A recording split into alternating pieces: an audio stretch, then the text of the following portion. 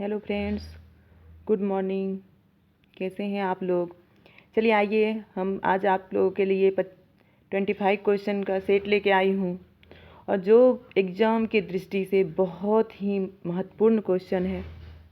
चलिए देखते हैं ये क्वेश्चन को। ये क्वेश्चन भले ही 25 है, लेकिन आप अगर अच्छे से इसे देखेंगे तो इसमें लगभग 50 क्वेश्चन कवर हो रहा है। तो चलिए क्वेश्चन देखते हैं। पहला क्वेश्चन है, बिहार से प्राप्त मौर्यकालीन अभिलेख की लिपि है। पहला है खरोष्ठी, अरामाइक, ब्राह्मी, उपयुक्त में से कोई नहीं। तो इसका आंसर होगा ब्राह्मी।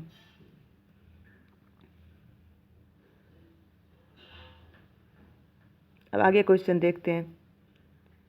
बिहार के लिए सर्वाधिक प्राचीन साहित्यिक स्रोत है। ऑप्शन ए है आरण्यक, दूसरा अथर्ववेद, तीसरा उपनिषद और सामवेद। इसका आंसर होगा अथर्ववेद। कुल 4 वेद हैं, जो सबसे पुरानी है ऋग्वेद, सामवेद, यजुर्वेद, अथर्ववेद, जिसमें सबसे प्राचीन है ऋग्वेद। आगे देखते हैं। दीवान-ए-अर्ज किस विभाग से संबंधित है? दीवान-ए-अर्ज से किस विभाग से संबंधित है? ए है शाही पत्राचार से, विदेश विभाग से, रक्षा विभाग से और वित्त विभाग से। तो इसका आंसर होगा रक्षा विभाग से। दीवान-ए-अर्ज मुख्यतः सैनिक विभाग था। यहाँ पे सैनिक विभाग ना होने की वजह से रक्षा विभाग आंसर होगा। चलिए आगे क्वेश्चन देखते हैं। बिहार में स्थित महाजनपदों के बारे में जानकारी मिलती है विनय पिटक से, अंगुत्तर निकाय से, कल्पसूत्र से, दिघ निकाय से। इसका आंसर होगा अंगुत्तर निकाय। अंगुत्तर निकाय जैन साहित्य है। चलिए आगे देखते हैं। बहमनी राज्य का संस्थापक कौन था? अलाउद्दीन हसन, फिरोज शाह, महमूद गवा, आसिफ खान। इसका आंसर होगा ए अलाउद्दीन हसन। आगे क्वेश्चन देखते हैं। बिहार में बड़े पैमाने पर उत्खनन कार्य करवाने वाला तथा कई प्राचीन स्थलों की खोज करने वाला पुरातत्ववेत्ता थे। ऑप्शन देखते हैं। ए में है Mortimer Wheeler, Dayaram Sahni, William Jones, Cunningham. तो इसका आंसर होगा डी कनिंघम। कनिंघम को भारतीय पुरातत्व का जनक भी कहा जाता है, याद रखिएगा। कर्नाट वंश का संस्थापक कौन था?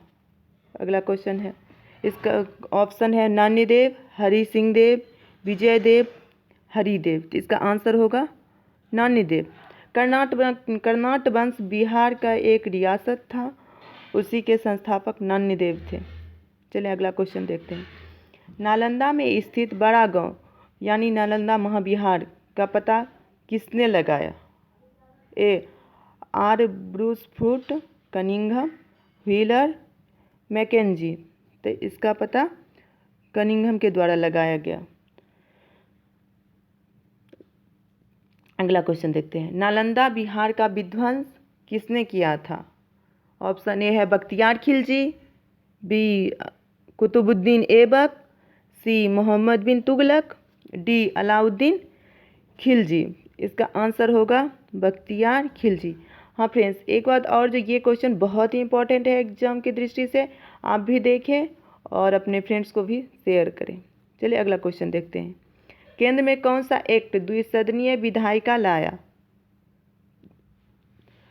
ए 1961 का एक्ट, बी 1917 का एक्ट, सी 1919 का एक्ट, डी 1915 का एक्ट। आंसर होगा सी 1919 का एक्ट। और केंद्र में आगे क्वेश्चन देखते हैं। राष्ट्रपति के अध्यादेश निर्गत करने की शक्ति प्रेरित है। क्वेश्चन ए भारत सरकार अधिनियम 1919, बी भारत सरकार अधिनियम 1935, सी भारत सरकार अधिनियम 1994, डी भारत सरकार अधिनियम 1947। इसका आंसर होगा बी भारत सरकार अधिनियम 1935। केंद्र राज्य का संबंध भी 1935 से ही प्रेरित है और भारत के राष्ट्रपति अध्यादेश अनुच्छेद 123 के तहत निर्गत करता है। आगे क्वेश्चन देखते हैं। निम्न में से संथाल विद्रोह कब हुआ था? ए 1931 से 32 ईस्वी, बी 1944 से 46 ईस्वी, सी 1951 से 52 ईस्वी, डी 1955 से 56 ईस्वी। आंसर होगा डी 1955 से 56 ईस्वी। संथाल विद्रोह का भारत में प्रथम सशस्त्र विद्रोह के रूप में भी जाना जाता है। चलिए आगे क्वेश्चन देखते हैं। भारत के संविधान में केंद्र और राज्यों के बीच किया गया शक्तियों का विभाजन इनमें से किसमें उल्लिखित योजना पर आधारित है?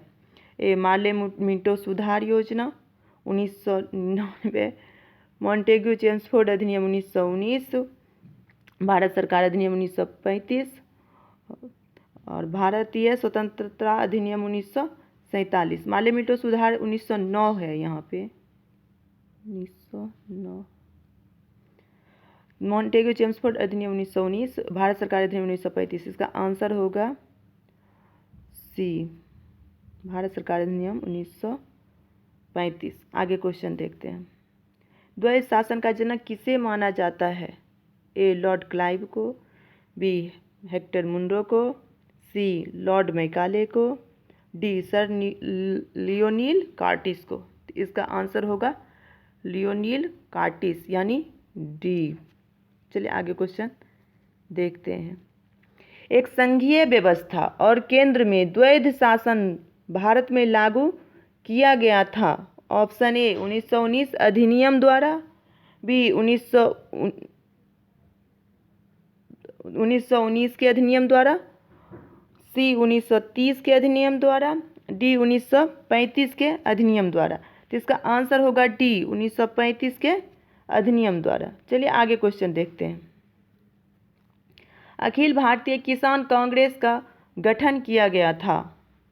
ए 1936 ईस्वी में, बी 1940 ईस्वी में, सी 1942 ईस्वी में, डी 1945 ईस्वी में। तो इसका आंसर होगा ए 1936 ईस्वी में और इसके प्रथम अध्यक्ष दयानंद स्वामी सहजानंद सरस्वती को बनाया गया था। अखिल भारतीय किसान कांग्रेस का गठन लखनऊ में हुआ था। चलिए आगे क्वेश्चन देखते हैं। बिहार से प्राप्त पहला द्विभाषी अभिलेख किस मध्यकालीन शासक से संबंधित है? ए बाबर, बी अकबर, सी शेरशाह, डी शाहजहां। इसका आंसर होगा शेरशाह। शेरशाह का भू राजस्व में जो परिवर्तन था वो बहुत ही उल्लेखनीय था और शेरशाह के द्वारा स्थापित शासन को दूसरा शासन के रूप में भी जाना जाता है। अगला क्वेश्चन देखते हैं। वह पहला मुगल शासक कौन था जिसके अभिलेख बिहार में मिले हैं? ए बाबर, बी हुमायूं, सी अकबर, डी जहांगीर। इसका आंसर होगा सी अकबर। आगे देखते हैं क्वेश्चन। संविधान सभा की प्रांतीय संविधान समिति का अध्यक्ष कौन था? ए डॉक्टर भीमराव अंबेडकर, बी पंडित जवाहरलाल नेहरू, सी डॉक्टर राजेंद्र प्रसाद, डी सरदार पटेल। इसका आंसर होगा सरदार पटेल यानी डी। अब वह संघीय संविधान समिति का पूछा जाता तो आंसर होता बी पंडित जवाहरलाल नेहरू। और डॉक्टर भीमराव अंबेडकर क्या थे? ये प्रारूप समिति के अध्यक्ष थे। चलिए ठीक है आगे देखते हैं।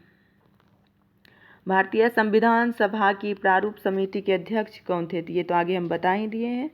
इसका आंसर होगा सी डॉक्टर भीमराव अंबेडकर। अगला क्वेश्चन। शक्ति का मात्रक क्या है? इसका आंसर होगा बी वाट। बी। आगे देखते हैं। विद्युत शक्ति की इकाई क्या है? ये क्वेश्चन 21 नंबर और 22 नंबर दोनों एक ही क्वेश्चन है, बस पूछने का तरीका अलग था। वहाँ सिर्फ शक्ति पूछा था, यहाँ पे विद्युत शक्ति पूछा था। इसको भी देख लेते हैं। इसका भी आंसर सी वाट ही होगा। चलिए आगे क्वेश्चन देखते हैं। भारतीय संविधान के किस अनुच्छेद के अंतर्गत अखिल भारतीय सेवाओं का प्रावधान किया गया है? ए अनुच्छेद 310, बी अनुच्छेद 311, सी अनुच्छेद 312 और डी अनुच्छेद 313। इसका आंसर होगा सी अनुच्छेद 312। आगे देखते हैं। राष्ट्रपति के सिफारिश के बगैर कोई विधेयक जो कर लगाता है विधायिका में नहीं रखा जा सकता। यह प्रावधान भारत के संविधान के किस अनुच्छेद के अंतर्गत आता है? ए अनुच्छेद 317, बी अनुच्छेद 266, सी अनुच्छेद 306, डी अनुच्छेद 307।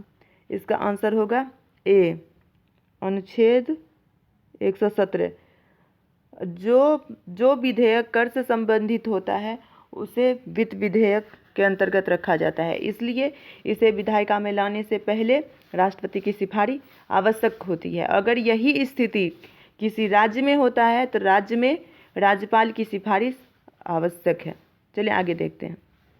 प्रकाश वर्ष है वह वर्ष जिसमें जनवरी 29 दिनों की होती है, फरवरी 29 दिनों की होती है। वह दूरी जो प्रकाश एक वर्ष में तय करता है। सी वह समय जो सूर्य की किरणें पृथ्वी तक पहुंचने में लेती है। वह समय जिसमें अंतरिक्ष यान पृथ्वी से चंद्रमा तक पहुंचने में लेता है। तो इसका आंसर होगा बी वह दूरी जो प्रकाश एक वर्ष में तय करता है। और अगर ऑप्शन की बात करें हैं तो वह वर्ष लीप ईयर माना जाता है जिसमें 29 दिन की होती है फरवरी महीना। चलिए आज इतना ही क्वेश्चन, और आगे भी शाम में एक सेट अपलोड किया जाएगा, आप लोग उसे देखिएगा। ये क्वेश्चन बहुत ही इम्पोर्टेंट है। Thank you. आज इतना ही। Thank you. बाय।